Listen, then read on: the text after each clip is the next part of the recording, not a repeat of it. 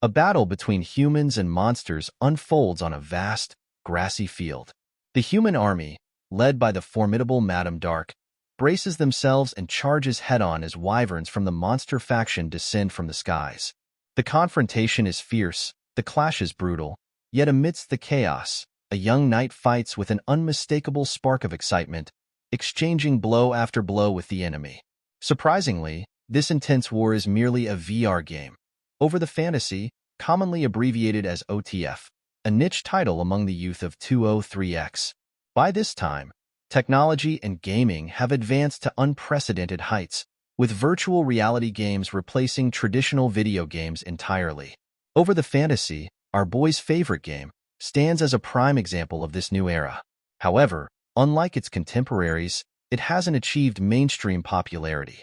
Many players find its hyper-realistic gameplay daunting, with a difficulty level far surpassing other games. Additionally, Over the Fantasy diverges from the trend of microtransaction-heavy titles. Instead, it requires only an initial purchase, offering no pay-to-win mechanics, a design choice both lauded and criticized by its audience. In Over the Fantasy, one cannot simply become stronger without possessing the necessary skills and abilities. What some consider weaknesses in the game, our boy finds utterly charming. So much so, that he has become a dedicated no-lifer in Over the Fantasy. Today, he feels like the hours at work are dragging, as he eagerly awaits the game's first major update in 3 years. The much-anticipated release of Chapter 2 is scheduled for midnight, still 5 hours away. Determined to prepare for the update, our boy hops into his VR chamber and boots up Over the Fantasy. The system scans and recognizes his iris, confirming his identity as Kim Junwoo. With that, our boy enters the game, greeted by the system asking him to select a character. While most players might be called no-lifers for having 3 max-level characters in Over the Fantasy, Junwoo takes it to another level, boasting 7 max-level characters.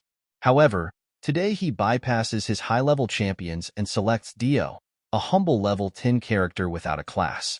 Dio wasn't created for glory or combat. Instead, he serves a far more practical purpose: storage. Junwoo made Dio purely to stash his items, a role he has faithfully fulfilled in Junwoo's adventures.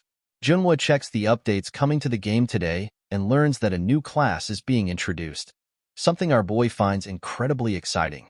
Afterward, he decides to gather items that enhance growth. While organizing the contents of Dio's storage, Junwoo quickly grows frustrated as he discovers hundreds of items cluttering the space. Sorting through it feels like rummaging through a real storage room, and he realizes it's going to take a while to get everything in order. It takes our boy much longer than expected to organize the storage, as things were far more jumbled than he had anticipated. Thankfully, the only task left is to visit the warehouse in Avera Village. Once there, Junwoo asks the warehouse keeper, Tony, to open a subspace, paying the required fee of 1 silver. In Over the Fantasy, the storage system is designed so that the subspace fee increases with a character's level, which is why most players, including Junwoo, keep their storage characters at level 10. While checking the subspace, Junwoo notices the leaken cookery knife among the items. He decides to move it to his inventory so he can hand it off to another character later. With that, our boy continues his meticulous preparations for the long-awaited update. Junwoo can't quite remember why he stuffed so many trash items into the subspace instead of discarding them outright. As he continues sorting through the clutter, he suddenly receives a notification. The server inspection before the major update will begin in 15 minutes. All adventurers are requested to move to a safe location and log out. Our boy is stunned by the notification, realizing that he has spent over 5 hours just organizing his warehouse. Even so, Junwoo decides not to log out. Instead, he keeps organizing, confident that the system will automatically disconnect him when the update begins. Despite the fact that Avera Village is typically recommended for players of level 100 and above, Junwoo feels secure. As long as his level 10 Dio stays within the village square, there's no real danger. With this in mind, he pushes aside any concerns and focuses on hastily finishing his inventory organization. A second notification pops up moments later, reminding adventurers that the server inspection will begin in just 5 minutes. The system urges players to move to a safe location and log out, but before it can fully deliver the message, it malfunctions. As a result, Junwoo becomes unable to send messages, a fact our boy remains blissfully unaware of. After a painstaking effort, Junwoo finally clears out his warehouse, suffering through the process because of the countless items he had crammed into storage. As our boy stretches his body in relief, he notices something strange. He hasn't been disconnected from the game. At first, he wonders if the inspection has been delayed, but he quickly realizes there hasn't been any notification to indicate such a change. This anomaly unsettles him, as it's entirely out of the ordinary. To address the situation, Junwoo attempts to log out manually, only to discover that the logout button is missing from its usual place. Adding to his confusion, he notices that his senses feel far sharper and clearer than ever before. He begins to question whether such a heightened level of realism could even be achieved, even with the most advanced virtual reality technology. Suspicious that something is seriously wrong, our boy decides to investigate further and heads toward the dimensional fissure. The dimensional fissure is the only place in Over the Fantasy where users can interact and play together, so our boy hopes he might find other players there. Junwoo rushes to the fissure, only to be shocked when he discovers that the gate is gone. As he stands frozen in front of the spot where the gate once allowed multiplayer access, a child accidentally bumps into him and quickly apologizes for not being careful. However, the child is puzzled as to why Junwoo remains motionless. But who could explain to the child that Junwoo is rooted in place because the bump felt far too real? For the first time, our boy begins to question if Over the Fantasy is even a game anymore. Junwoo tries to rationalize, thinking the game's sensors might be malfunctioning due to an error.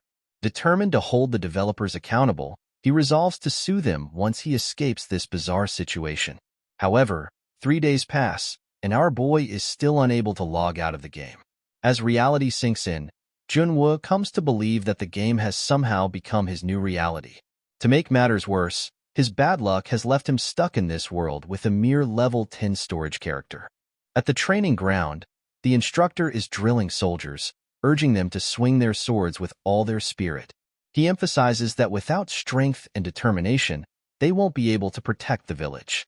Meanwhile, our boy, observing the training from the sidelines, has finally come to terms with the harsh reality. He has been transmigrated into the game. Despite once having multiple max-level characters, our boy now finds himself trapped as the level 10 storage character, Dio. Junwoo can't help but weep over his sorry fate, though he takes a small consolation in not being strapped for money. Still, he questions whether that even counts as a relief when he's stuck inside the game. The instructor soon notices Junwoo and asks what he's doing at the training grounds. Recognizing him as Dio, the instructor listens as Junwoo explains that he's merely observing. Enthused by his presence, the instructor invites our boy to join the training. However, Junwoo politely declines, convinced that he wouldn't be able to keep up with the rigorous drills given his low level and lack of a class. Junwoo suddenly recalls something and is startled by the soldiers' unexpected training sessions. Curious, he asks the instructor for the reason behind them. The instructor explains that the training is in preparation for the monster waves. Despite Avera Village being a peaceful NPC stronghold, it periodically comes under attack by these waves. Since players can join forces with NPCs during these battles, it's both safer and more efficient for leveling up compared to fighting alone. A system intentionally designed by the developers as a player-nurturing feature. However, for our boy, Avera Village is nothing short of a nightmare. As a level 10 character stuck in a level 100 village, Junwoo knows he's in serious trouble. Realizing there's no time to lament his terrible luck, he steels himself for the challenges ahead. The grim thought that he might not wake up back on Earth if he dies in the game spurs him into action. Determined to survive by any means, our boy decides to rummage through his warehouse. He hopes that finding a way to select a class might give him a fighting chance. Junwoo discovers that he has access to the Assassin class, which specializes in eliminating enemies with sharp, lethal attacks in a single strike, as well as the Martial Artist class, which focuses on mastering a variety of martial arts. However, each martial art comes with its own minimum requirements, and our boy's current stats fall short. While contemplating his promotion options, Junwoo notices a faint purple light emanating from another promotion book in his possession. He's startled by this glow, as he thought only Stage 2 promotion books could emit such light. Our boy assumes he won't be able to use the book, believing it to be a Stage 2 promotion, which advances a player to a suitable Stage 2 class based on their current class and growth state. To his astonishment, Junwoo realizes he actually meets the requirements to use this promotion book. This unexpected revelation leaves him baffled, as he's never encountered anything like it before.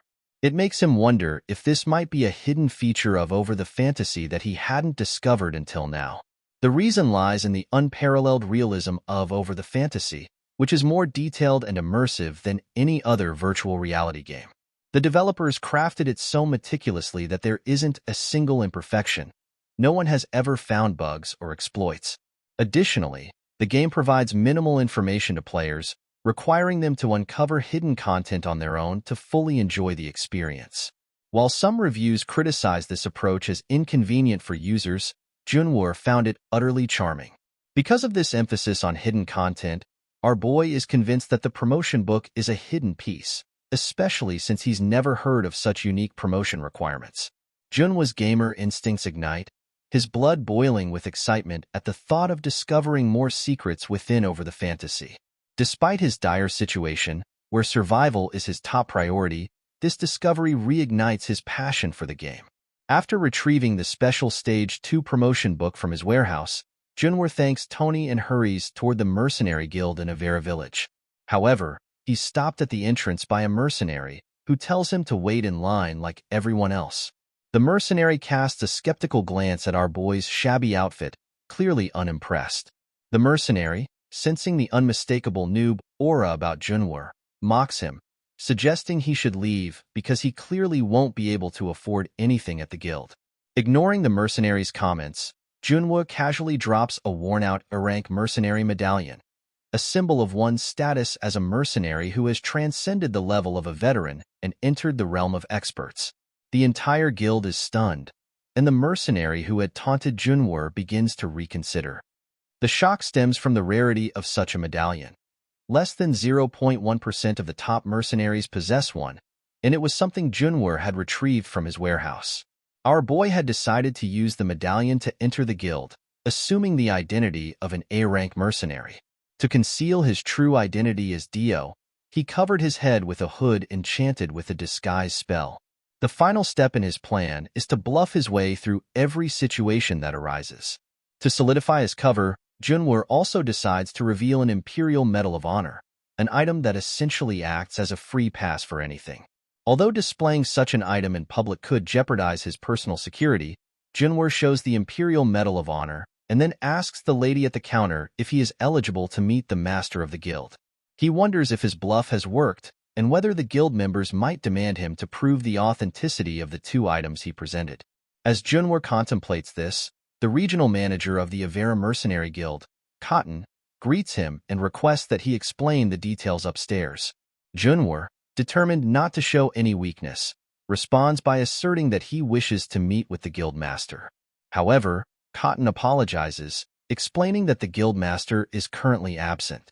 Cotton bows lightly and offers to listen to Junwoo's request in the guild master's absence, provided Junwoo agrees to it. Junwoo agrees to Cotton's proposal, realizing that the only remaining step in his plan is a proper negotiation. Cotton learns that Junwoo's request involves going to the Forgotten Temple and that he has no other conditions. Coincidentally, Cotton does have a request related to the Forgotten Temple, but he is puzzled as to why an A-rank mercenary would go out of his way to take it. Cotton informs Junwoo that the request involves guarding a priestess, but mercenaries have already been assigned to it. This, however, is exactly what Junwoo wants. He tells Cotton that he is fine with that, as he has no need for a reward. A comfortable trip to the temple is enough for him. Cotton is baffled and asks if Junwoo intends to join the request and be treated as someone who needs protection. Junwoo responds that it's not like that, as he wouldn't stand idly by if something dangerous happened. Junwoo reasons that it might be difficult for Cotton to reject this offer, considering that not only would there be no need for additional rewards, but adding extra fighting power would reduce the risks from the guild's perspective. Cotton, pleased with Junwoo's proposal, agrees to grant him the request. Cotton informs Junwoo that he will notify the mercenaries about the changes. He asks Junwoo to confirm the paperwork, which Junwoo does. After reviewing the contents, he signs it, and the system notifies him that a quest will soon be generated. Cotton thanks Junwoo for signing the contract and assures him that the priestess in charge of the request will be thrilled to hear that an A-rank mercenary is joining the quest. He tells Junwoo to meet the mercenaries and the priestess at the north exit tomorrow morning, after he rests for the night. Junwoo decides to prepare hastily for the quest, as it would be troublesome if anyone in the guild discovered his true identity. The morning arrives, and the mercenaries are discussing the A-rank mercenary who will be joining them, wondering what an A-rank is doing in such a remote area. One of them spots Junwoo approaching and instructs the others to control their tongues. One of the mercenaries, introducing himself as Raymond, greets Junwoo. Instead of introducing himself as Dio, Junwoo decides to introduce himself as Monty.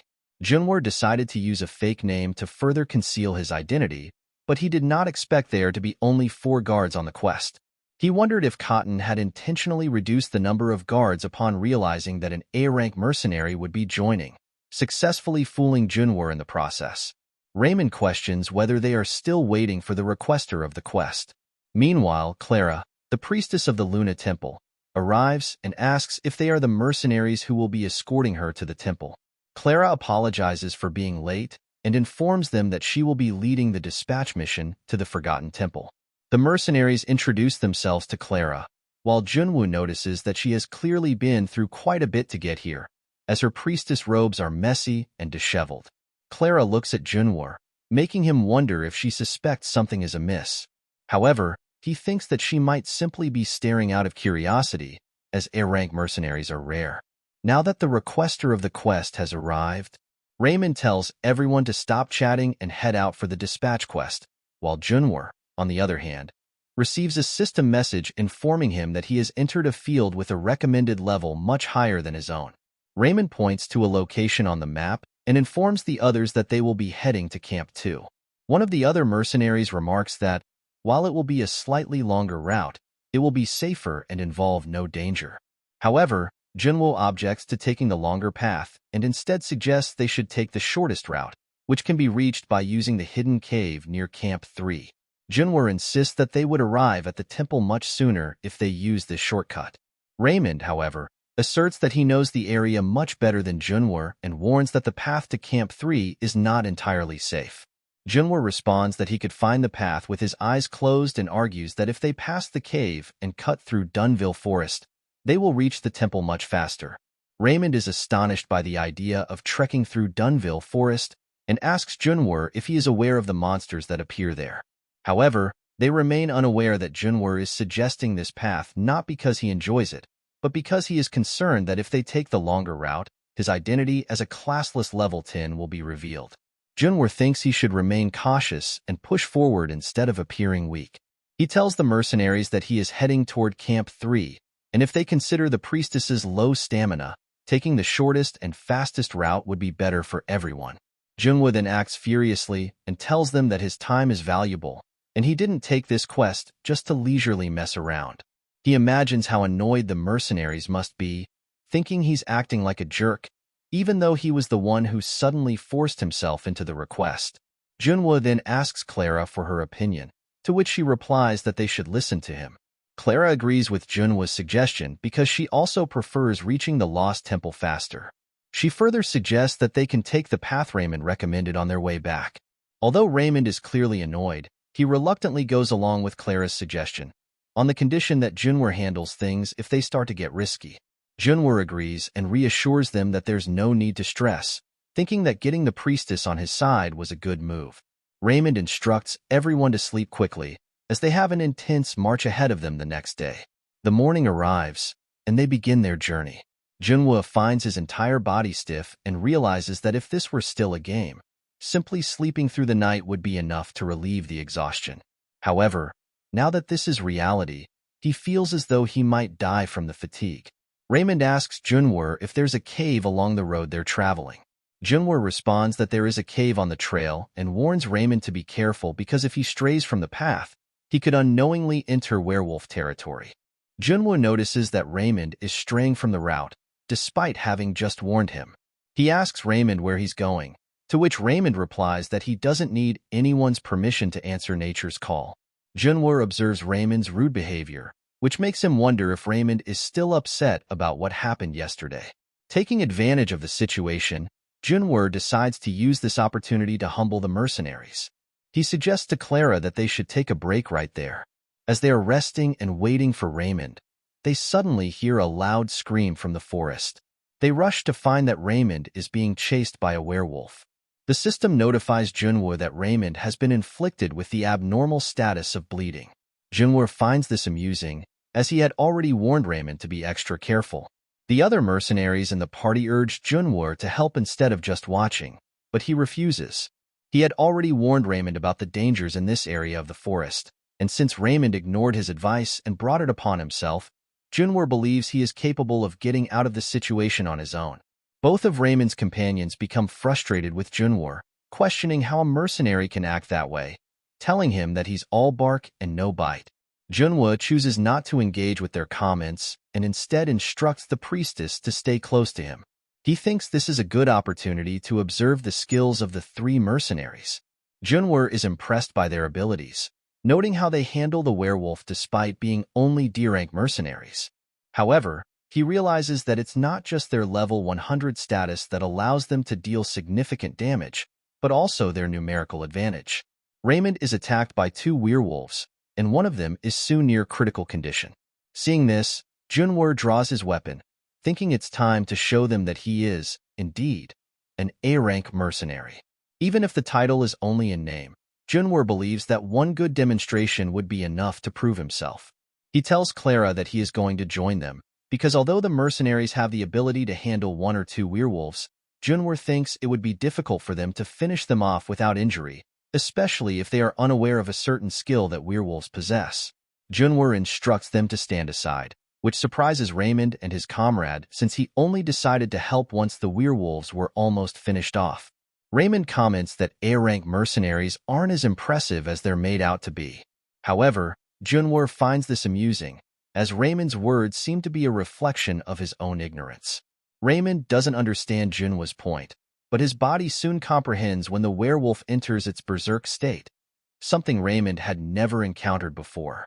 The berserk werewolf then attacks Raymond's comrade, and despite his best efforts to block the attack with his shield, the shield is unable to withstand the force of the blow and shatters into pieces. Completely bamboozling Raymond's comrade, Junwoo seizes the opportunity to strike the berserk werewolf in the head with his mace, causing the creature to collapse to the ground. To Raymond and his comrades, Junwoo's attack might appear as if he took down the werewolf in a single blow, but the truth is far different. The reason Junwoo was able to defeat the werewolf in one strike lies in a strategic move that exploited the monster's nature. Beast-type monsters enter a berserk state just before death, which increases their physical abilities and allows them to negate a portion of incoming damage. To counter this, Junwoo had prepared a purifying herb, which, when applied to a weapon, can render the berserk state ineffective. With this tactic in hand, the rest was easy for Junwoo, who has memorized the traits and behavioral patterns of every monster in the game. This knowledge nullifies the impact of a 100-level difference. Junwoo recalls that the first attack of the werewolf would be a claw strike from right to left. While the second attack comes from the opposite direction, Junwoo skillfully dodges, creating a distance between himself and the werewolf. He then charges forward, expertly evading the werewolf's hands and positioning himself near a wall or tree. This forces the werewolf to accidentally bump its head into the obstacle. Junwoo recalls that the groggy state following a head strike lasts for almost 5 seconds, and he uses this opportunity to deliver a series of blows until the werewolf is defeated. The reason Junwoo was able to pull off this display of skill is due to the fact that werewolves die once their berserk state ends. Had he engaged the werewolf in its normal state, however, he would have been unable to inflict any significant damage. Afterward, Junwoo returns to his party and thanks Clara for healing the injured mercenaries. Clara replies that it is her duty as a priestess. Junwoo then asks Raymond about his condition and apologizes for suggesting the dangerous route. Raymond, however, admits his own fault, acknowledging that he failed to heed Junwoo's earlier warnings. Raymond also praises Junwoo for his skills, which is beneficial for Junwoo, as it allows him to gain the trust, respect, and gratitude of the three mercenaries. Night falls, and they rest comfortably in the cave they found thanks to Junwo, with everyone glad that they followed his suggestion.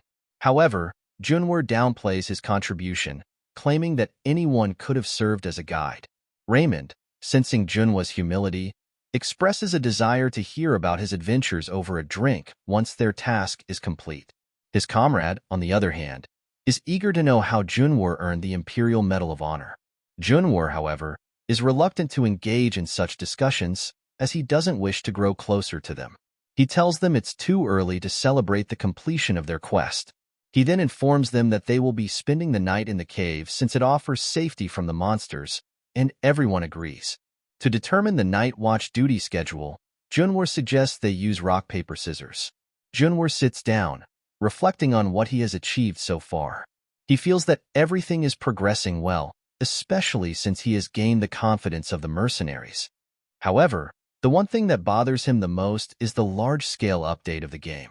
Despite having practically memorized the game from raising 7 max-level characters, his knowledge could become obsolete in an instant due to the update. As a result, he decides to always act with the worst-case scenario in mind. After exiting the cave, they encounter a group of enormous ints blocking their path. However, Junwo effortlessly defeats them, leaving Raymond and his comrades amazed as they watch the ints helplessly fall. The reason Junwo was able to handle this so easily is that he coated his weapon with a plant disease potion created by his max-level alchemist character. However, all the experience points Junwo is earning are going to waste because he hasn't taken a class promotion, meaning he cannot apply the experience points. Junwo notices that, despite the potion, some of the ints are still attacking. He advises Raymond's comrade, Rika, that it's better to parry an int's vine rather than block it with a shield. Junwo also directs Raymond to attack the enemies as much as possible when they are in a normal state. Raymond immediately follows this advice and finds it effective, thanking Junwo for his guidance. Both Raymond and Rika begin to expect more from Junwo, while Junwo himself grows frustrated as he continues to offer advice instinctively. Junwo begins searching for a shortcut to their destination and discovers a narrow hole, which surprises the other party members. Rika asks Junwo if they plan to enter through this narrow hole, to which Junwo responds that it is a shortcut to the temple. Raymond tells Rika that he will get stuck in the hole, to which Rika retorts that Junwo had instructed him to lose some weight. Junwo advises Clara to be careful and warns her not to be surprised, as they will be falling from here. Before Clara can process what Junwo is saying, they both fall, quickly reaching the temple. Clara is amazed upon observing the temple and its murals, as she never imagined such a place could exist. The rest of the party members soon join them. Junwo recalls that the murals Clara was examining contained clues about the main story, depicting the battle between Luna, the moon goddess, and the evil god, who worshipped the demon god and is considered the source of chaos. Raymond's eyes fall on one of the murals, which he mistakes for an execution. Rika calls him foolish and corrects him, explaining that it depicts a scene of knighthood, as the figure in the yellow armor is a knight. Junwo is surprised when he hears this and pushes Raymond aside to get a better look at the mural, which he finds to be different from what he remembered. Junwo suddenly realizes that the knight depicted in the mural is the same one he saw in the trailer a few days ago, back in his world. Clara comments that it is a prophetic writing, something she has seen often in the temple, but it is her first time encountering one in a tunnel like this. Junwo remembers that Clara is also a priestess, so he asks if she can tell him what the mural says. Clara replies that it is written in an ancient sacred language no longer in use, but she still attempts to translate it. After some effort, Clara translates the text, telling Junwo that it speaks of reaching the end of the world. Junwo realizes that it resembles the first line of the song from the trailer. This realization convinces Junwo that the temple they are heading to will involve an event he has never experienced before. Although it scares him, he knows he must continue, as it is the only way for him to survive in this fantasy world. Junwo decides to press on and tells the party to begin walking toward the temple. The party members are once again surprised as they observe how the path leads to the temple. Meanwhile, Junwo's eyes land on the armored knight he saw in the trailer and the mural. Clara admires the statue, finding it lovely, while Junwoo feels that it might come to life at any moment. However, Clara reassures him, saying there is no need to worry, as the Order has already inspected the statues and ensured they pose no risk. Junwoo remains skeptical, believing that the situation is not so simple. He thinks that an NPC appearing here is completely different from a player coming to the temple. Junwoo realizes that if the statue they just saw is indeed the guardian of the temple, their party is far from strong enough to fight it and would be wiped out in an instant. Clara notices an altar and approaches it, which triggers the completion of the quest where they had to escort the priestess. Clara thanks everyone for safely escorting her, while Junwoo, on the other hand, decides to focus on his promotion now that the quest has been completed. However, Junwoo is surprised when the Book of Promotion automatically notifies him that he has satisfied the Ancient Legacy's hidden condition, causing the golden statue they had seen earlier to move. Clara and the other party members are bewildered by what is happening, as they witness the golden statue of the knight standing before them, which, according to Clara, should not have moved. Raymond notices a purple light emanating from the statue, and soon after, the gold coating begins to crumble, revealing a cursed holy knight that has transcended death. Junwoo realizes that this is not a guardian, but a being against which even level 300 players struggle. He remarks that this is not a monster that should be appearing in a level 100 area. Junwoo's no-life gamer instincts tell him that the appearance of a level 300-plus Death Knight in a level 100 area signifies that defeating the knight is not the goal. In Over the Fantasy, hidden quests often come with hidden backstories, meaning there must be another way to clear this event. The Book of Promotion that Junwoo is carrying indicates that a forced quest is now starting, as he has fulfilled the conditions to trigger the hidden quest. The system also notifies him that the objective of the quest is to obtain the Sword of the Death Knight. Junwoo feels relieved upon discovering that the quest's objective is not to defeat the Death Knight, as this means he only needs to reach a certain point to complete the quest. He recalls a post he read on the Over the Fantasy forum, which outlined instructions for easily defeating the Death Knight. To do so, one must include at least one priest NPC in the party, have them cast a shield on the Death Knight, and then wait for the Death Knight to break the shield in a fit of rage. This will allow the player to completely skip Phase 1. As Junwoo recalls the contents of the post, the Death Knight, on the other hand, spreads fire around them, enraged by their intrusion onto sacred ground. Clara, terrified by the scene, tells Junwoo that this is dangerous, but Junwoo calmly instructs her to prepare the holy shield. He realizes that this event is a trigger for his class change, leading him to conclude that the trigger conditions for this event involve being classless and under level 10. Clara, still overcome with fear, warns Junwoo not to fight, insisting that he stands no chance against the Death Knight. However, Junwoo reprimands her, telling her that escape is not an option. Instead of doing nothing, Clara should hurry and cast the shield on the Death Knight before it kills them all. Though Clara's hands tremble with fear, she steels herself and begins praying for the protection of the holy moonlight to keep them safe. Struggling to keep her wand steady, Junwoo grabs it and urges her to cast the holy shield. Clara doesn't hesitate for a second and casts the holy shield on the Death Knight, trapping him within it. She is amazed by this, as she didn't know the shield could be used as a prison for the Death Knight, leaving her to wonder about Junwoo's true identity. Junwoo tells Clara that it's still too early to relax. However, he is pleased to see from the Death Knight's actions that he has successfully skipped Phase 1, just as he had planned. Now, he waits for the second phase. The Death Knight pulls two swords from thin air and places them on the ground beside Junwoo, positioned opposite each other. Clara, seeing this, warns Junwoo that it's dangerous and that he should stop. Junwoo stands silently for a moment before asking the Death Knight if he doesn't recognize who he is. At that moment, he receives a system message confirming that the conditions have been met, causing a conversation zone to form around the Death Knight and himself. Junwoo knows that no matter the game, a Death Knight is never just a random mob, and this truth holds in Over the Fantasy as well. Junwoo remembers that one can pause the second phase for discussion by telling a story related to the situation. This realization makes him recall that all the clues for the hidden quest were revealed in the trailer video, where Dark, the holy knight wearing golden armor, was seen waiting for the messenger to bring back reinforcements. The messenger had promised to return after completing the mission, but in the end, the messenger never returned, and Dark became a Death Knight, while the messenger transformed into a wandering spirit. This spirit is associated with the Imperial Medal of Honor, which one can obtain by capturing the wandering ghost. Junwoo sees that everything is coming together. He addresses the Death Knight as Dark, telling him that he has returned after completing the mission. Junwoo then presents his Imperial Medal of Honor to the Death Knight, causing Dark to bow in acknowledgement and praise Junwoo for his success. Junwoo realizes that he has successfully cleared Phase 2 of the Death Knight event, as Dark has recognized him as an ally. The system informs Junwoo that he has discovered that the Death Knight is the first Holy Knight, Adelia Dark, of the ancient Holy Empire. Junwoo is surprised by the mention of the ancient Holy Empire, while the Death Knight tells him that a long time has passed since they were defeated and fell from the grace of the gods.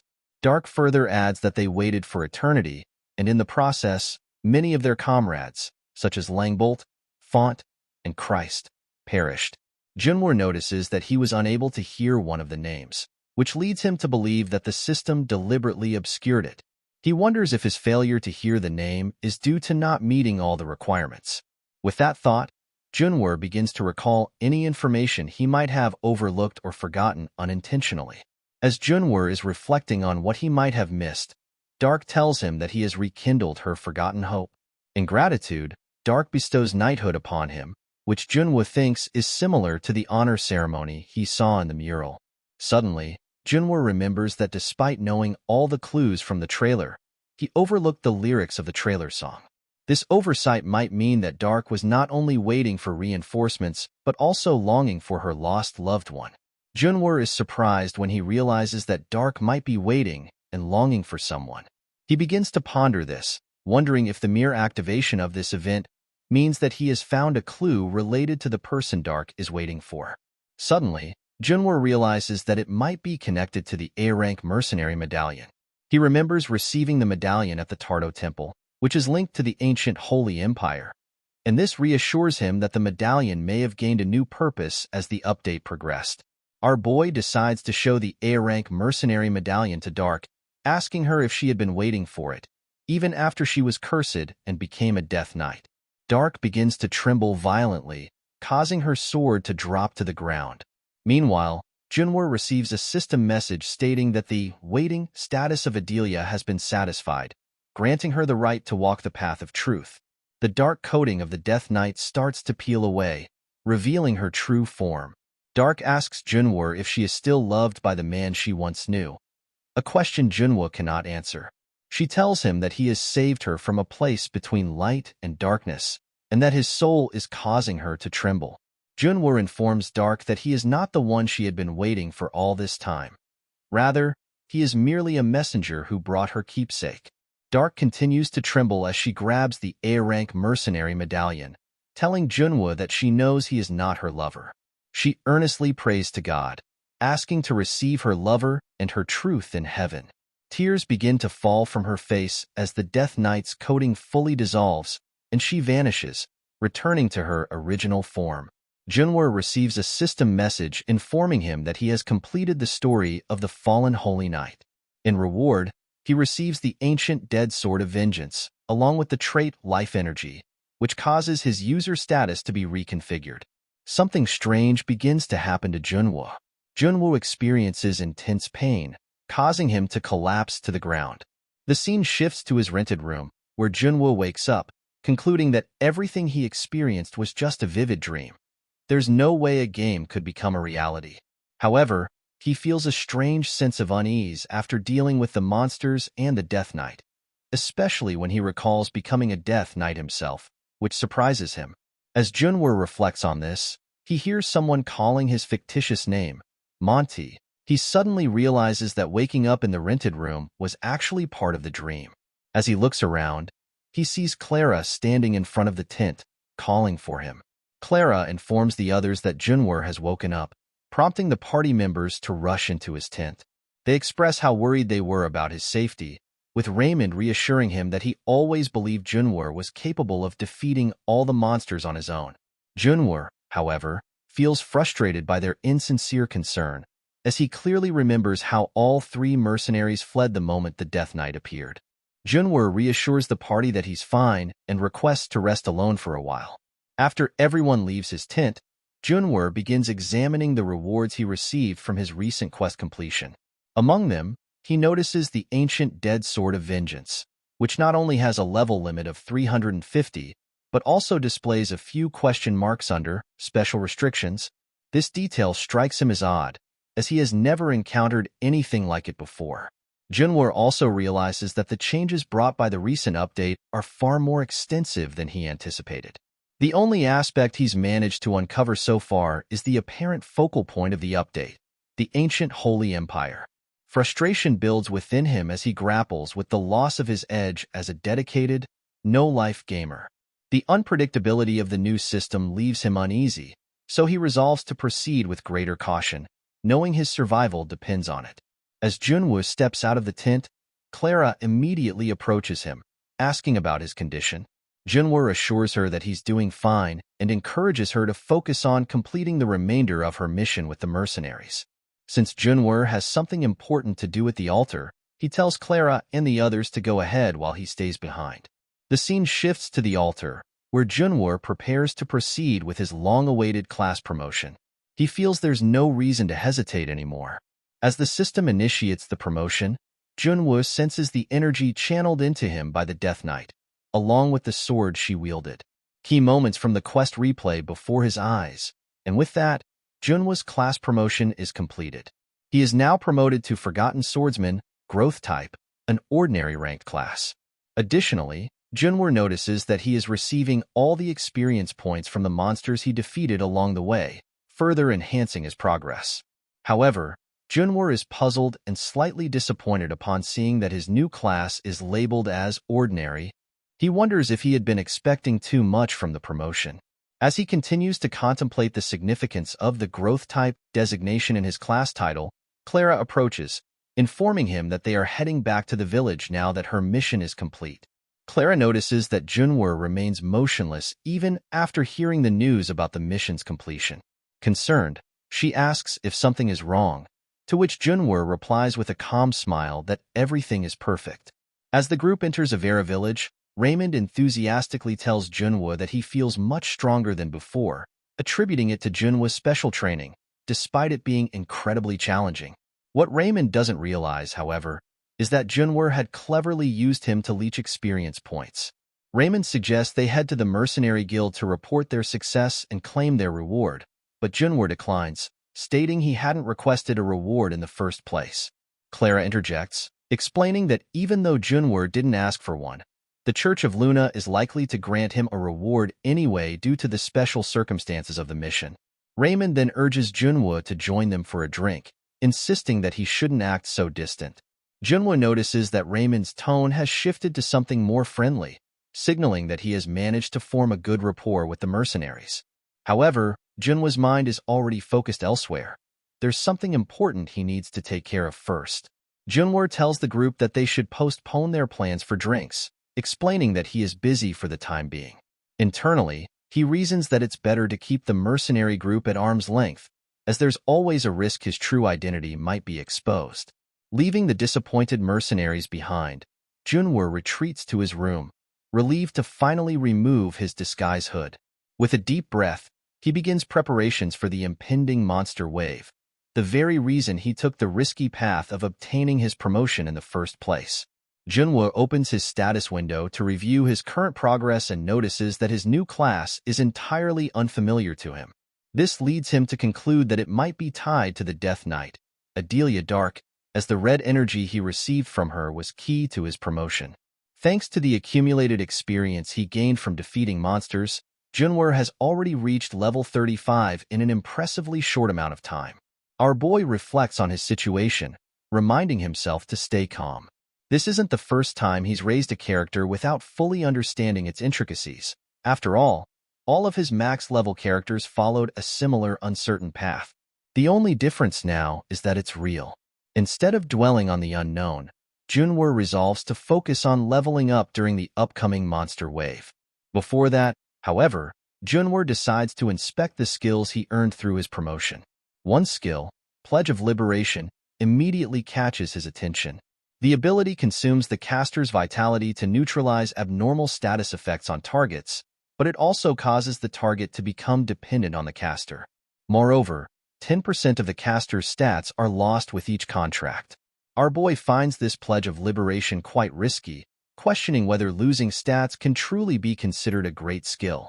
He reasons that it likely wouldn't work on the strongest beings, and using it on weaker opponents might be equally futile. Junwoo then examines the other skill, Slash, which he initially finds underwhelming. In fact, he considers calling it a skill to be a bit of a stretch. However, when he activates the skill, a sudden surge of red energy surrounds him. The system promptly informs our boy that the skill adapts and evolves depending on the state of the player. Specifically, Slash merges and transforms when the energy of the Forgotten Swordsman interacts with the Seal of Anger. Junwoo immediately notices the change in his Slash skill. It has grown significantly stronger. Moreover, he begins to grasp the essence of his growth type class. By inspecting the skill's details, he discovers that it has evolution conditions, meaning the skill will change and grow based on the power he received from the Death Knight, Adelia Dark. To further evolve the skill, Junwoo realizes that to evolve his skill further, he must reach 100% proficiency with it and obtain the Essence of Fire, which he believes is stored in a warehouse located in another city. The Essence of Fire has a chance of dropping from high-ranking fire monsters, so Junwoo decides to focus on leveling up to increase the skill's proficiency. He aims to reach at least level 50 before the impending monster wave at Avera Village. The scene shifts to the habitat of armored turtles, where our boy is steadily defeating level 80 armored turtles one by one. The slow movement speed of the turtles, caused by their massive size, makes it relatively easy for Junwoo to exploit their weak points and overcome the level difference. Junwoo acknowledges that he could kill the turtles faster if he had a better weapon, but most of the powerful weapons in his inventory are still locked due to level restrictions. Despite this limitation, our boy doesn't mind engaging in repetitive grinding, something most players would avoid in a game like this.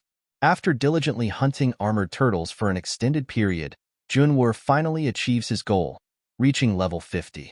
Having reached level 50, Junwoo knows he just needs to retrieve the necessary item from his warehouse to finalize his preparations, as there's still some time left before the monster wave arrives. The scene shifts to Avera, where the captain, visibly worried about the overwhelming number of incoming monsters, is rallying his soldiers. He orders the archers to draw their bows and loose their arrows as soon as the monsters enter range.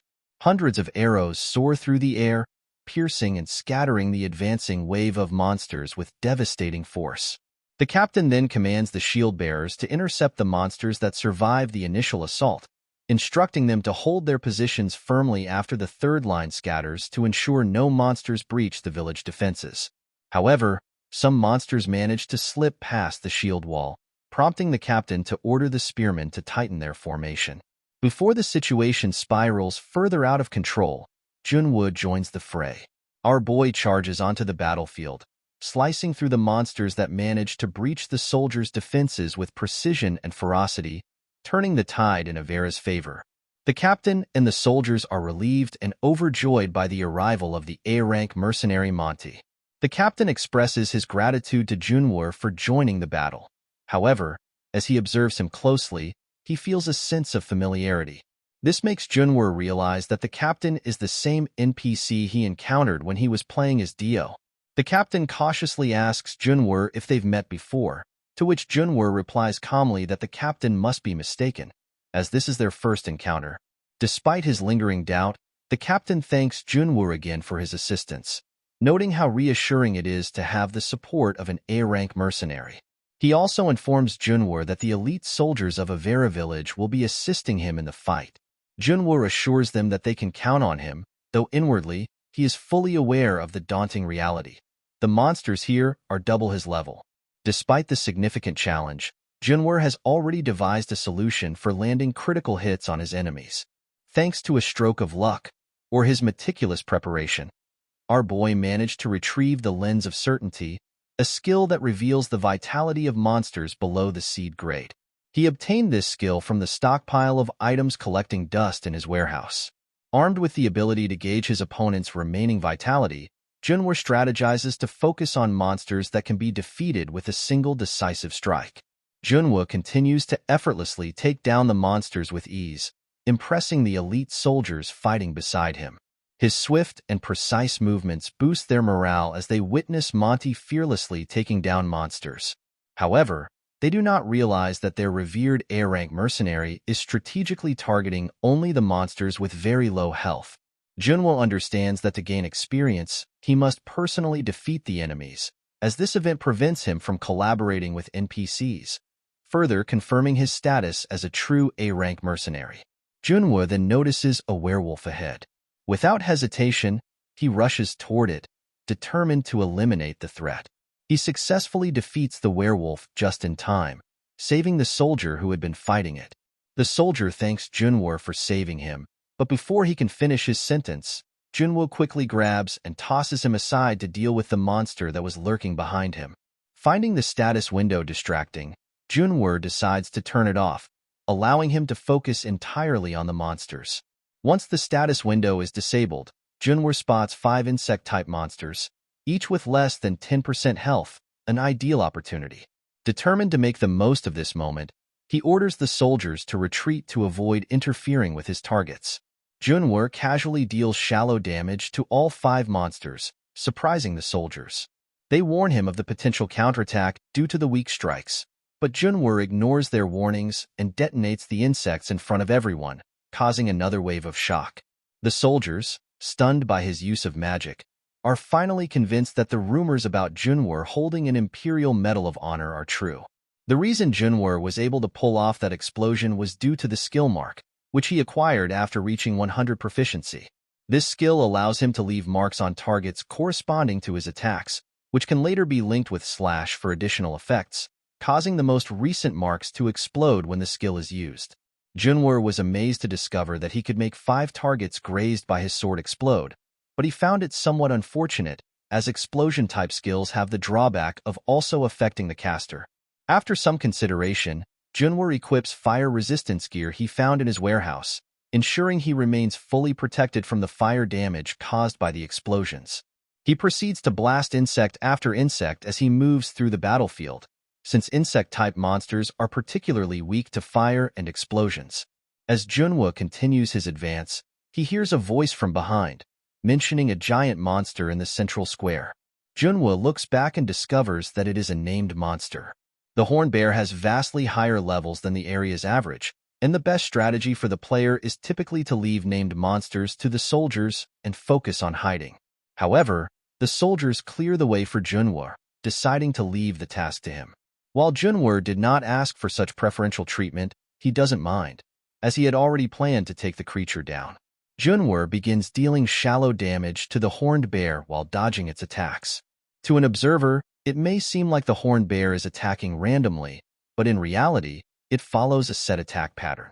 Junwoo is able to effectively dodge all of the horned bear's strikes because he has invested heavily in agility. The explosion skill he used earlier would not be effective on the horned bear due to its thick hide. To efficiently deal damage, Junwoo decides to run into the crowd of monsters, with the horned bear chasing after him, unaware that it is slowly being worn down by the other monsters. He then quickly creates some distance between himself and the horned bear, which is still chasing him, and throws a chemical at it. The horned bear is taken by surprise, unaware of the reason for Junwoo's actions. Seizing the opportunity, Junwoo uses the mark skill on the horned bear while it is distracted, causing it to be caught in the explosion's fire.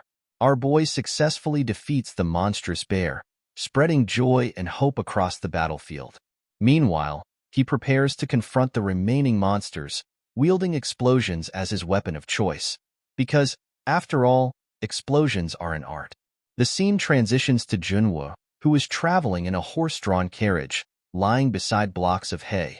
As a guard approaches to inspect the carriage, he is astonished to find the renowned monster hunter Monty right before his eyes. The guard excitedly tells Junwoo that he has heard of his remarkable feats in Avera village and inquires if he is headed toward Liburnas City. Without waiting for a response, the guard expresses his pleasure at having worked with Junwoo and looks forward to crossing paths with him again. Junwoo politely greets the knight, refraining from boasting about his accomplishments, even as he reflects on how much more famous he has become than he ever anticipated. Just yesterday, Junwoo had been struggling to survive as a mere level 10 storage character. Now, at level 80, he marvels at the transformation, grateful for the life-changing ability Marquis unlocked, which feels nothing short of a godsend. His current destination, Libernas City, holds a specific purpose, retrieving the essence of fire he had safely stored there. Moreover, from Libernas City, our boy plans to retrieve the items he will need upon reaching level 100. Junwoo tries to recall what else he should collect from Libernas City. After a brief moment of thought, he asks the carriage driver if there have been any recent rumors circulating around the Empire. The driver responds, mentioning that about 10 days ago, he heard reports of a group of bandits starting an uprising in the western regions. This unrest has led the Empire's third prince to begin drafting soldiers for a subjugation campaign. Junwoo recalls completing that quest on another character and how it allowed players to establish ties with Prion, the Freon Empire's third prince. The driver continues, sharing that many people have gone missing recently in Libernas City, creating significant challenges for the city's lord. Junwoo finds this information amusing, as it helps him piece together the timeline of events more clearly. He thanks the driver for the valuable insights. Unexpectedly, Junwoo requests to be dropped off at the side of the road. The driver, surprised, points out that Libernas City is still quite far away. However, Junwoo insists, as he has remembered the location of a hidden quest buried in the middle of the plains. Junwoo begins walking toward the location of the hidden quest, grumbling about how exhausting it is to constantly conceal his identity. His destination this time is the Slave Dealer's Cave, located in the nearby Tier Mountain range. This group is notorious for being one of the most despicable groups in the fantasy realm. They are also the primary culprits behind the recent disappearances in Libernas City. However, Junwoo's motives are not driven by a sense of justice. His true objective is the agility elixir that can be obtained by defeating the group's boss. As he approaches the cave, Junwoo notices a bridge that serves as the only connection to the entrance. To ensure his identity remains hidden, he pulls his hood over his head before stepping onto the bridge. Two men stand guard outside the cave, casually chatting about the success of their latest auction. Junwoo, who overhears their conversation, acts swiftly. Before the guards can enjoy their moment of respite, he uses a rope to silently capture one of them, executing his move with precision and stealth. Junwoo uses the captured guard as leverage to quickly reach the cave. The other guard, stunned by the sudden attack, reacts in shock. As the remaining guard starts shouting to raise the alarm, Junwoo takes down the guard before he could summon help. Assessing the situation, Junwoo realizes he doesn't even need to use his skills against these guards, as they are only around level 50. His eyes then fall on a cage near the cave's entrance, where the group has imprisoned several beautiful white birds. Feeling a pang of sympathy, Junwoo frees the birds from their confinement and tells them to never allow themselves to be captured again. With that, he steps into the slave dealer's cave. The scene shifts to the boss of the slave dealers group and his subordinate. The subordinate, curious about their recent dealings, asks why the usually stingy merchants paid them so handsomely this time. The boss dismisses the question, stating that he doesn't care about the reason, as all that matters to him is the money they stand to earn. The subordinate then voices concern about whether people from Libernas City might start searching for them, especially since they've been targeting the village lately. The boss, however, remains confident, replying that the greedy nobles wouldn't waste their own money searching these desolate plains just to find their hideout. As they chatted over their drinks, the boss of the slave dealers group suddenly noticed a barrel rolling into the room. Both he and his subordinate were shocked, with the subordinate becoming visibly angry, unable to tolerate such blatant disrespect toward his boss. Before they could process what was happening, Junwoo walked in. The remaining members of the group wasted no time, launching an attack to ensure Junwoo would not leave the cave alive. However, Junwoo acted swiftly, defeating them effortlessly without giving them a chance to fight back. With the group members taken care of, Junwoo turned his attention to the boss of the slave dealers group. Calmly, he informed the boss that all his subordinates had been dealt with. Our boy then suggested they wrap things up quickly, as he had no intention of wasting any more time. Fighting weak opponents like them, after all, was becoming quite troublesome for him. Junwoo strikes at the bandit's boss and injures him severely. The leader pleads with Junwoo, asking about his intentions and insisting that he was merely following orders. Although Junwoo knows that such vile individuals deserve to die, taking their lives never brings him any real sense of satisfaction. He coldly asks the group leader if he has ever shown mercy to those who begged for it. Without waiting for an answer, Junwoo takes down the group leader. Searching the room, Junwoo finds the keys needed to unlock the chest beside the leader's chair. Using them, he opens the chest and retrieves the coveted agility elixir, which increases his agility stat by 5 points. Without hesitation, our boy drinks the elixir, instantly feeling as though all the exhaustion from his recent battle has vanished, though he knows the elixir has no such effect. With his mission in the cave complete, Junwoo decides to continue his journey toward Liberna City. However, just as he begins walking out of the cave, he hears a faint voice. Strangely, it seems to be coming from behind the wall. Junwoo is startled to hear a voice out of nowhere, as, according to him, there should not be anyone left here. The slave auction should already be over. However, our boy suddenly recalls a specific character and pushes against a stone in the cave wall. This action reveals a hidden door, leading to the area where the slave dealers group kept the humans they had captured. As Junwoo steps into the room, he immediately blocks his nose with his fingers, unable to tolerate the foul stench that fills the air. The room is overcrowded with people, all deprived of basic necessities and forced to live in horrendous conditions. Junwoo reflects that if this were his first time witnessing such a scene, it might have left a lasting scar on him. Thankfully, having already experienced this place in the game, he manages to keep his composure. He remembers there is another wooden door in the innermost corner of the room, which leads to the source of the voice he heard moments ago. Approaching the door, Junwoo discovers a chained figure and immediately recognizes her. It is Sepia, an extra character from the game who had been used as a human sacrifice in a black mage's ritual. Sepia's brother, Sigmund, who leads Liberna's secondary Knight Corps, is destined to awaken as the Knight of Judgment of the Church of Luna after Sepia's death.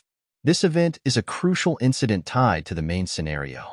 Many players had tried to save Sepia during the game, but none succeeded because she was cursed with the stigma of death. This curse made it impossible to use magic or potions on her, sealing her fate as a character destined to die. However, our boy has a way to save Sepia, even though she herself wishes for death. Junwoo believes he can use his skill, Pledge of Liberation, to neutralize Sepia's abnormal status effects. Though uncertain whether the skill can completely remove the stigma of death, he has a strong feeling that it might work. Despite this, Junwoo hesitates. Using the skill comes with a heavy price, as it reduces his stats by 10% after every contract. This makes him question whether it's worth taking the risk to make Sepia his subordinate. However, a sudden realization strikes him: how shallow his thinking has been. While Sepia may have started as a game character, she is now a living, breathing person in this world. Treating her life as if it were just part of a game feels fundamentally wrong to him. Especially when they are suffering right in front of him, Junwoo decides to save Sepia's life. He knows he is not a monster like the slave dealers group and tells Sepia that he has a way to undo her curse. Sepia is shocked to hear that her life can be saved and signals to Junwoo that she wants to live. Understanding her plea, Junwoo takes her hand to initiate the Pledge of Liberation, which Sepia accepts. The system informs Junwoo that his vitality will be consumed in proportion to the severity of the target's abnormal state. It also warns him that the contract may fail if he doesn't have enough vitality, giving him a confirmation message to proceed or cancel.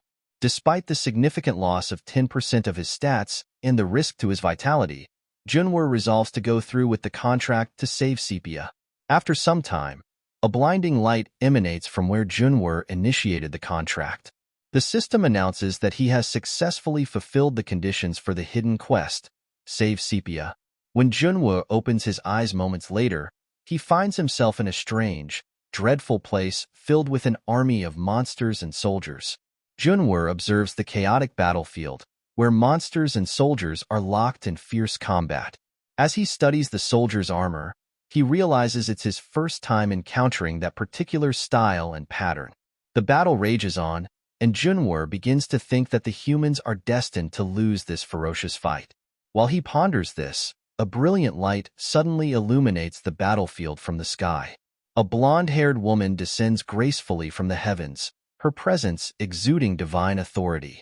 As she lands on the battlefield, she gazes directly at Junwoo and utters, "May the light be with you."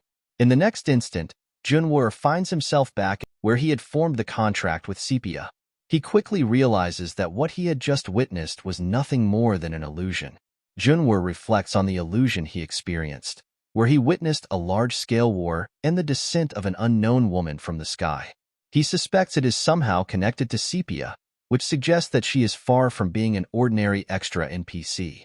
As our boy contemplates this, he receives a system message about the hidden quest to save Sepia.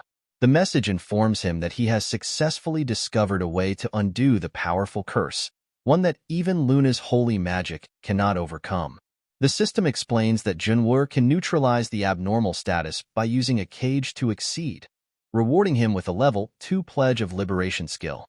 However, the system warns that the process may result in an expected loss of up to 90% of his vitality.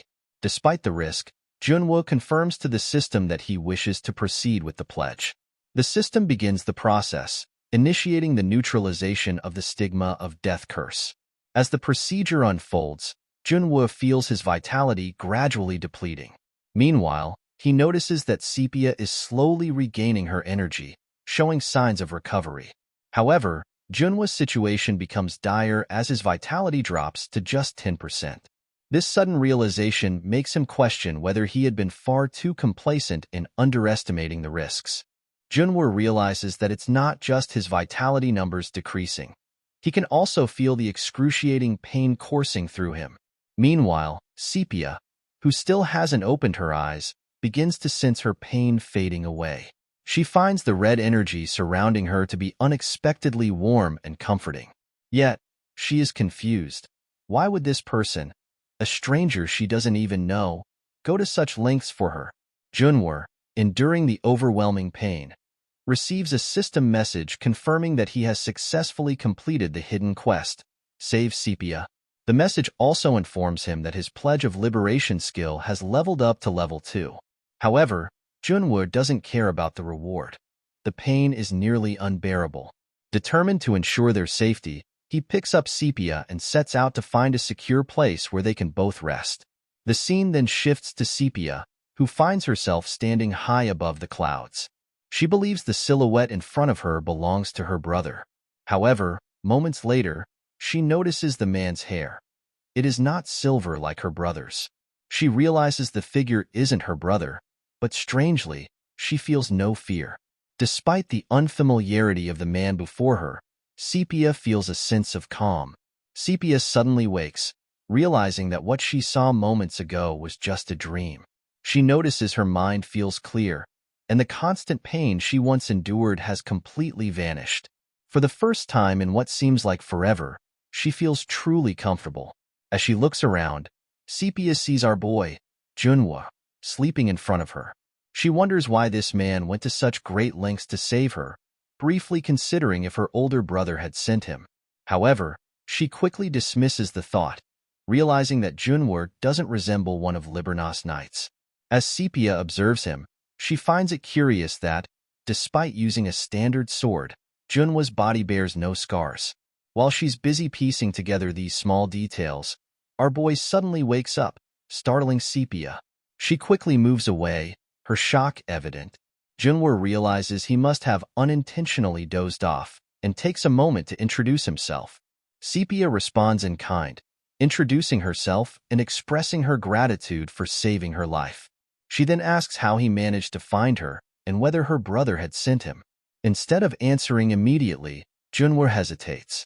He realizes he has no solid information about Sepia, as she disappears from the storyline early in the game. The few things our boy knows about Sepia are that she was intended to be a human sacrifice and that she is the sister of Sigmund.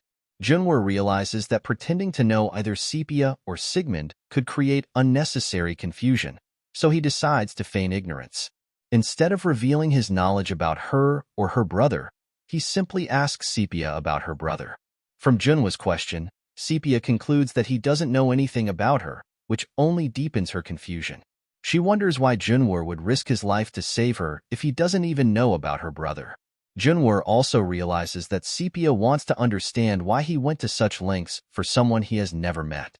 Lacking a proper explanation, our boy decides to improvise, telling Sepia that he did it because he wanted to hear her thanks. He briefly wonders if his response was too abrupt, but the conversation moves forward. As Junhwa talks with Sepia, he discovers that she doesn't seem to remember the subordination aspect of the contract. Despite having pledged herself to Junhwa and becoming his subordinate, she appears unaware of this fact. Junhwa deduces that there must be certain restrictions tied to Sepia's actions as part of the pledge. Junhwa checks Sepia's stats and discovers several traits tied to her subordination.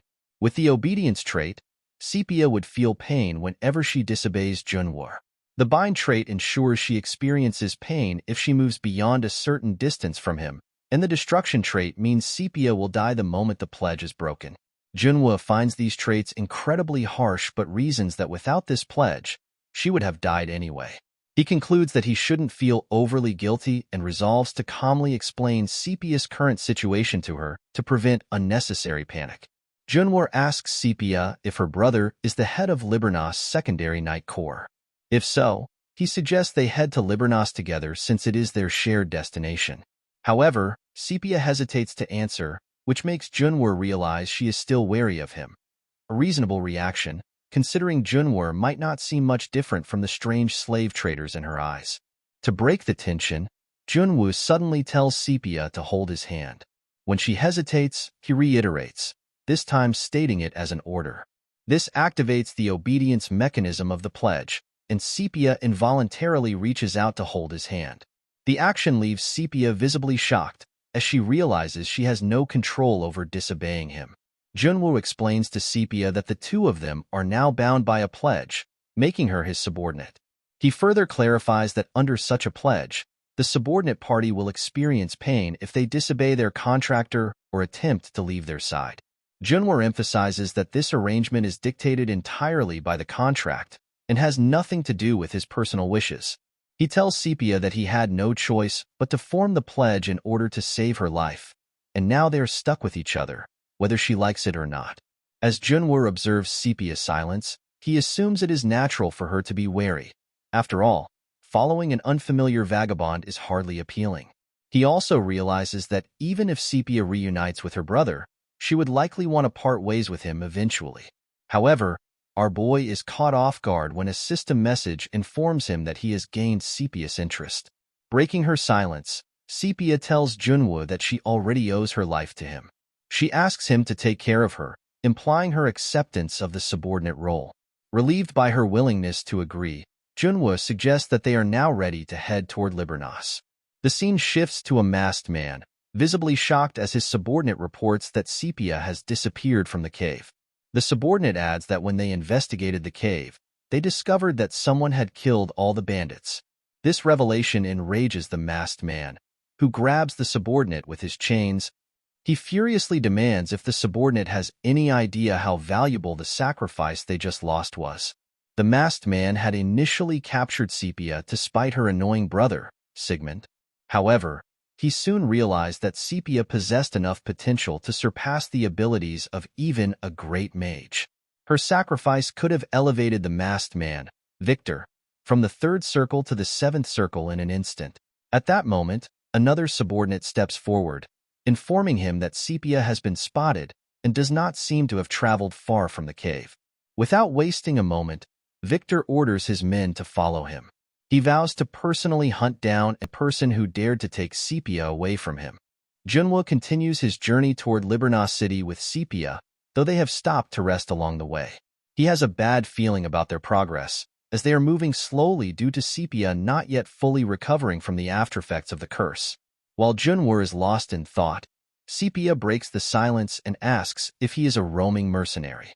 She is curious about how Junhwa possesses the ability to override such a powerful curse, as it is something she has never encountered before.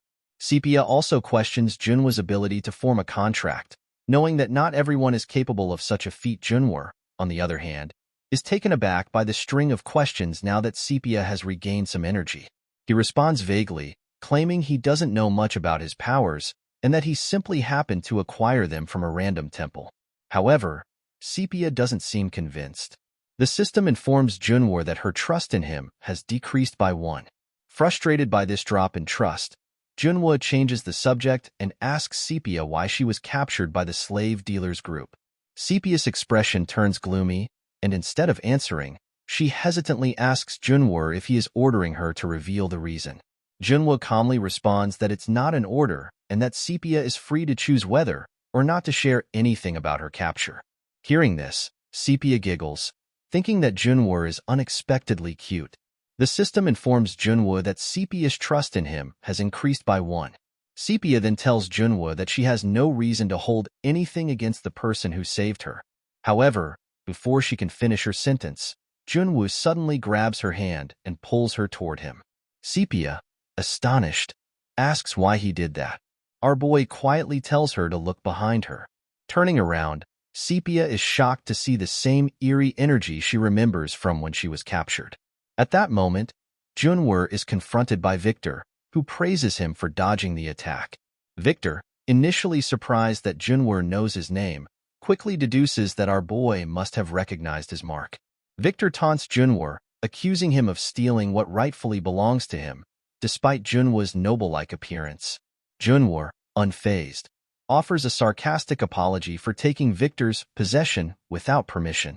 Without hesitation, he throws 3 wooden sticks toward Victor, signaling the start of their confrontation. Junwoo uses his mark skill to detonate the wooden sticks upon impact with Victor and his subordinates. Victor, emerging unscathed from the explosion, finds our boy increasingly intriguing. Meanwhile, Junwoo wonders if Victor's survival is due to having reached the 3rd circle of magic. He feels relieved that Victor hasn't reached the 5th circle, which would have required Sepia's sacrifice. This places Victor at the same level as Junwoo, giving our boy hope that he might be able to defeat him. Victor launches an attack, but Junwoo skillfully evades it, quickly dashing toward one of Victor's subordinates, who is preparing to strike. Before the subordinate can unleash his attack, Junwoo appears in front of him and kills him with a swift and decisive blow. Without missing a beat, Junwoo moves to another of Victor's subordinates, who, in a panic after witnessing his comrade's death, activates a defensive field. Undeterred, Junwoo slashes through the barrier, not only destroying the shield but also killing the subordinate in the process. The remaining subordinates regroup to protect Victor, working to buy him enough time to complete his magic circle. However, Junwoo has no intention of standing idly by and allowing Victor to finish. Junwoo continues taking down Victor's remaining subordinates as easily. Though he manages to take all of Victor's subordinates down, he is too late to stop Victor from completing his magic circle. Victor unleashes his attack, Eternal Curse, upon our boy. With a sinister grin, Victor tells Junwoo that running from this spell is pointless. It will chase him to the ends of the earth, leaving no escape. Victor confidently declares that it's all over for Junwoo. However, our boy proves to be one step ahead. Using his quick wit, Junwoo manipulates subordinates to intercept the curse. The subordinate, barely clinging to life, becomes the target of the spell instead. Calmly, Junwoo thanks the subordinate for taking the curse on his behalf and taunts Victor by calling him Grandpa, sarcastically complimenting the targeting effect of the spell. Victor, realizing that his ultimate attack has been wasted, becomes enraged. In his fury, he casts Flare in an attempt to catch Junwoo off guard. But Junwoo, unimpressed, mocks Victor for thinking such a spell would work in this situation. With a smirk, Junwoo adds that although Victor has reached the 3rd circle as a mage, his slow casting speed will ultimately be the cause of his demise. Victor, seething with anger, tells Junwoo that he could have reached the 7th circle if only he had his sacrifice, Sepia, whom Junwoo had stolen from him. However, Junwoo, unimpressed, counters that reaching the 7th circle would have been impossible for Victor and that his limit is the 5th circle. Victor, further enraged by this remark, unleashes another attack on Junwoo. Once again, our boy outsmarts him, hurling one of Victor's remaining subordinates toward him and using Mark to detonate the unfortunate subordinate. The explosion occurs right next to Victor, delivering a devastating blow. Believing the attack to be sufficient to defeat Victor, Junwoo approaches to deliver the final strike. However, as he closes in, he senses something ominous. His eyes lock onto the fire from the explosion, which appears to be moving in a strange, unnatural pattern across Victor's body. Junwoo quickly realizes that it isn't a normal pattern of fire, but something far more sinister. Our boy looks back and notices that Sepia is visibly furious. She has activated the same magic Victor once used to seal her and unleashes it upon him, wishing for him to feel the same pain she once endured at his hands. Sepia binds Victor with searing hot chains, causing him such unbearable agony that he begins to beg for his life. Meanwhile, Junwoo observes the scene and realizes that the magic Sepia is using contains an ego, a highly advanced form of magic. This type of spell can typically only be performed by NPCs in the late game, and even then, only those who have risen to the highest ranks are capable of such feats. Junwoo concludes that Sepia is far from an ordinary mage if she can wield magic of this caliber. However, he also notices that Sepia struggles to fully control her powers. After taking down Victor, she collapses from exhaustion. The scene shifts to Sigmund, the head of Libernas' secondary Knight Corps. He is informed by his subordinates that they have found traces of Sepia at the border between the plains and the Tyr mountain range. Initial reports suggest that bandits and slave dealers may have been involved. Enraged by the news, Sigmund orders his subordinates to track down the culprits immediately. Sigmund orders his subordinates to hunt down the bandits and slave dealers immediately, commanding them not to leave a single one standing. The scene then shifts to Junwoo and Sepia, who are making their way toward Libernas City along a path unfamiliar to Sepia. She asks our boy if he's sure it's the right way. Junwoo confidently responds that he wasn't joking when he said he knew a shortcut to Libernas. However, instead of replying, Sepia simply stares at him. This leaves our boy wondering if her trust in him is dwindling again, perhaps because he's navigating flawlessly without using a map or compass. Junwoo decides that making excuses might only lower Sepia's trust further, so he chooses to stay silent. However, he reflects on how complacent he had been in thinking that Sepia was someone he needed to protect. He hadn't anticipated her having such immense power. After the incident, our boy even checked her status window to ensure everything was normal, but the class section was hidden. This suggests that Sepia may have latent potential rivaling that of her brother, Sigmund. Breaking the silence, Junwoo tells Sepia to look straight ahead and reassures her that they will reach Libernas City soon. Sepia responds with an unimpressed look, making Junwoo realize that he needs to gain more of her trust before attempting to ask questions about her power. Our boy knows that impatience could lead to disaster. He could easily end up like Victor. Moreover, after witnessing Sepia's alter ego when she killed Victor, Junwoo is convinced that there's no simple way to uncover her background story. Despite his better judgment, Junwoo grows impatient and decides to take a risk, disregarding the importance of trust levels. He wonders if asking Sepia a random question might reveal something useful. Gathering his courage, Junwoo tells Sepia he has something to ask her, then blurts out, "Are you a heretic by any chance?" Sepia is visibly shocked by the question, and the system notifies Junwoo that Sepia's trust in him has decreased by 5 points. The scene shifts to the Adara Cathedral of the Holy Kingdom of Adara, where Priestess Clara is greeted by a member of the church. The church member instructs Clara to follow him, and as they walk, Clara is awed by the sheer vastness and grandeur of the cathedral. Upon reaching their destination, the church member advises Clara to behave properly in the room she is about to enter. Even though he knows Clara was taught proper etiquette, the church member still reminds her to behave appropriately. Nervous but composed, Clara enters the presence of the noble moon of Luna, who is seated gracefully in her chair. Clara greets her, and the saintess, Kalina Luna, gently instructs her to raise her head, thanking her for coming all this way. Clara nervously responds, saying it is an honor to meet the noble saintess of the moon.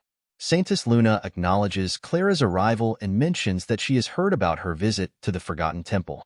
Luna then requests that Clara recount everything she saw, heard, and experienced during her time there, explaining that this is the primary reason she was summoned to the Adara Cathedral. Clara begins to recount her journey, starting from their departure, describing how they defeated the Black Knight, and concluding with their return to the village.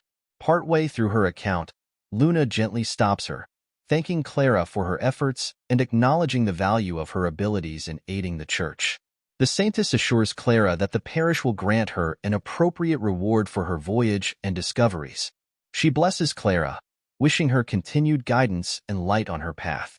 Overwhelmed with happiness from the praise, Clara thanks Saintess Luna and leaves the room, her spirits lifted by the recognition she received. Afterward, the saintess summons Paul Eppenhaus, the Archbishop of the Church of Luna, and shares her thoughts. She tells him that while she is certain Clara was truthful, the Monty Clara mentioned is most likely an impostor. The Archbishop nods in agreement. Saintess Luna then orders the Archbishop to draft and send a personal letter to Liburnas, instructing them to investigate the matter thoroughly. She emphasizes the importance of uncovering the whereabouts of this so-called Monty